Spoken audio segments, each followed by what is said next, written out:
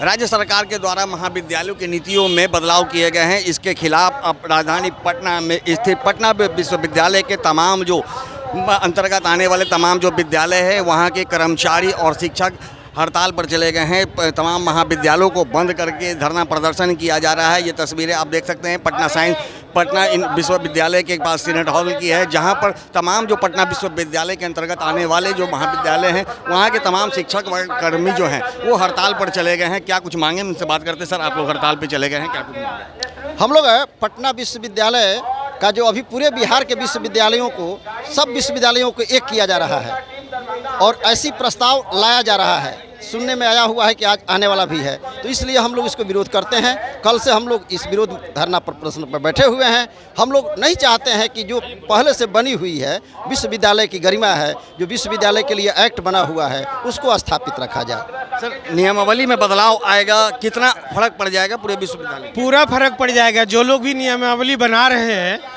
तो उनको higher education का, यूनिवर्सिटी एजुकेशन का, यूनिवर्सिटी के फिलॉसफी का बिल्कुल ज्ञान नहीं है। अज्ञानी के जैसा बात कर रहे हैं वो लोग। पूरे दुनिया में जितना भी विश्वविद्यालय है, आप ऑक्सफोर्ड चले जाइए, कैम्ब्रिज चले जाइए, हार्वर्ड चले जाइए, MIT चले जाइए, वहाँ पे स्वायत्तता की बात की गई है। इवन एक टीचर को स्वायत्तता की बात की गई है वहाँ पे। आप चले जाइए कैम्ब्रिज विश्वविद्यालय में, एक टीचर इंडिपेंडेंट संस्था की जैसा काम करता है। और आप एक स्कूली शिक्षा में बदलना चाहते हैं इसको। आपने एक प्रयोग करके देख लिया है। जो इंटरमीडिएट को आपने अलग किया, जो ग्रामीण परिवेश के गरीब छात्र IIT में जाते थे, JEE मेडिकल में जाते थे, आज वो रिजल्ट कहाँ है? आप पिछले जब 2005 से अलग किया गया था, आप तब से बिहार सरकार से मैं मांग करूंगा कि वो अपने विद्यालयों के रिजल्ट को बताएं। और उससे पहले जो IIT में जितने रिजल्ट जाते थे साइंस कॉलेज से, वह भी उनका कंपैरिजन करे।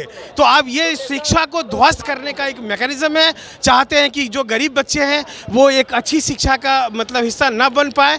जो यूनिवर्सिटी होता है वो विमर्श का केंद्र होता है, उस विमर्श के केंद्र को वो लोग भंग करना चाहते हैं और चाहते हैं कि एक तानाशाही सरकार का स्थापना हो, जो हम नहीं होने देंगे और आखिरी दम तक लड़ेंगे, आखिरी सांस तक लड़ेंगे। क्या लगता है सरकार की मंशा क्या है पटना विश्वविद्यालय को लेकर? ये जो है कि ये वर्षों पुरानी मांग थी पटना विश्वविद्यालय को सेंट्रल यूनिवर्सिटी बनाने के लिए, और इसी मांग को लेकर के पिछले 20 अगस्त 2025 को हम लोगों ने पैदल मार्च किया था मुख्यालय से लेकर कारगिल चौक तक। ये सब इसी सब का प्रभाव है कि लोग इस चीज़ का डिमांड न करें। जो डिमांड वर्षों से चली आ रही है सेंट्रल यूनिवर्सिटी बनाने का, उसका डिमांड न करे। और यहाँ के शिक्षक कर्मचारियों को जो है दम जो लगाता है इस सब चीज़ में, उसको तोड़ने का प्रयास है।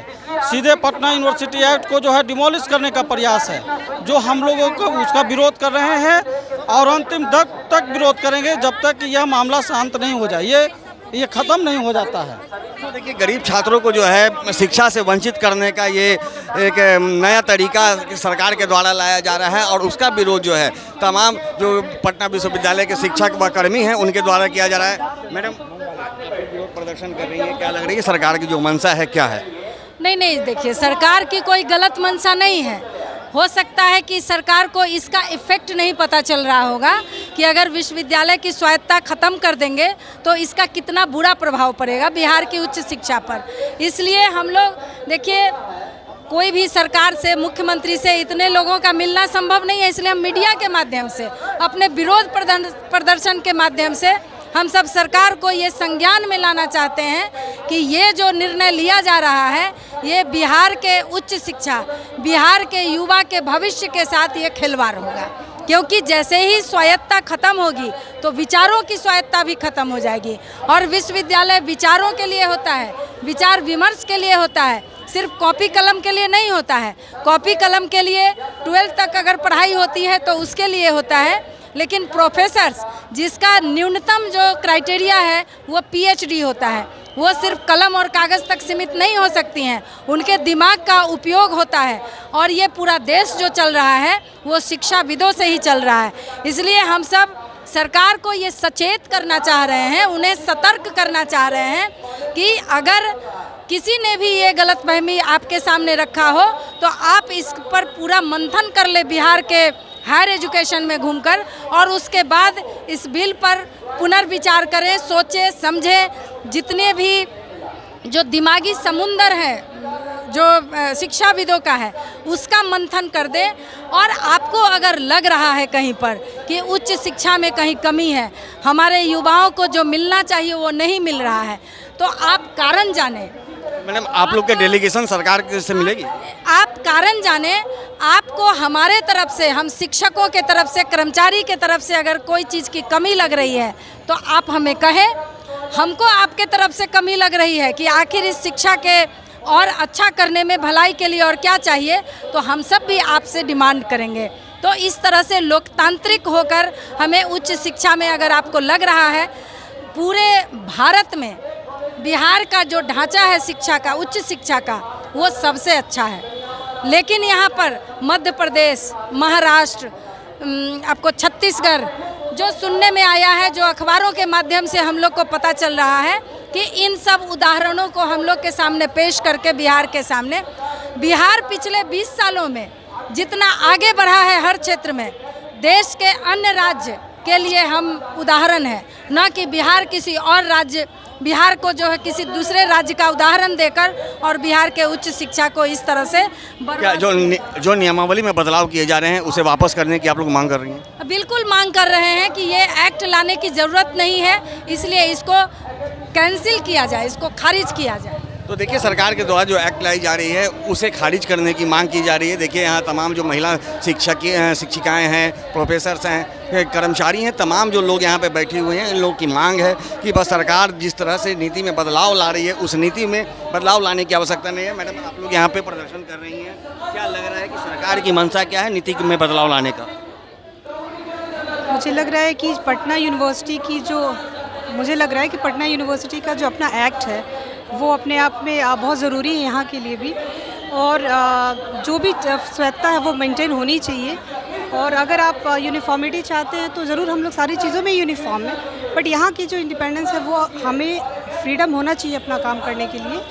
और शिक्षा में गुणवत्ता यहाँ ऑलरेडी है, और यहाँ टीचर्स को समय पे वेतन मिलता है, सारी सुविधाएं यहाँ मिल रही हैं, तो मर्ज करने का कोई मतलब मुझे समझ नहीं आ रहा है।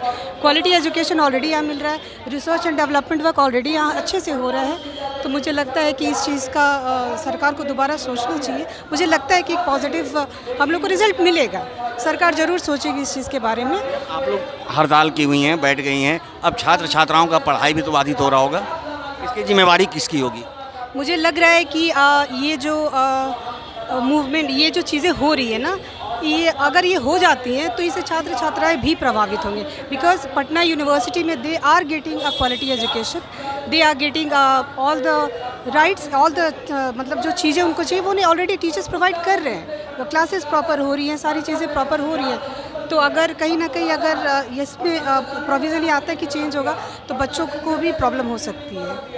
तो देखिए, जिस तरह से सरकार के द्वारा जो एक्ट में बदलाव किया जा रहा है उसके खिलाफ तमाम जो पटना विश्वविद्यालय के अंतर्गत आने वाले महाविद्यालय हैं, वहाँ के शिक्षक व कर्मी जो हैं हड़ताल पे चली गई हैं, और ऐसे में छात्र व छात्राओं का पढ़ाई भी बाधित हो रहा है। लेकिन इसके लिए अब सरकार को सोचने की आवश्यकता है कि एक्ट में बदलाव न किया जाए। इन लोग की मांग है कि सरकार की जो नियमावली में बदलाव किए जा रहे हैं उस पर विचार करने की ज़रूरत है और उस एक्ट में कोई भी बदलाव न किया जाए। अब देखना दिलचस्प होगा कि जिस तरह से पटना विश्वविद्यालय के तमाम शिक्षक व कर्मी हड़ताल पर चले गए हैं, ऐसे में सरकार अब क्या कुछ करती है, क्या वो अपने एक्ट में बदलाव लाती है या फिर पुराने एक्ट को ही लागू रहने देती है। सहयोगी आनंद के साथ Gyanendra Verma, AVI nation news, Patna.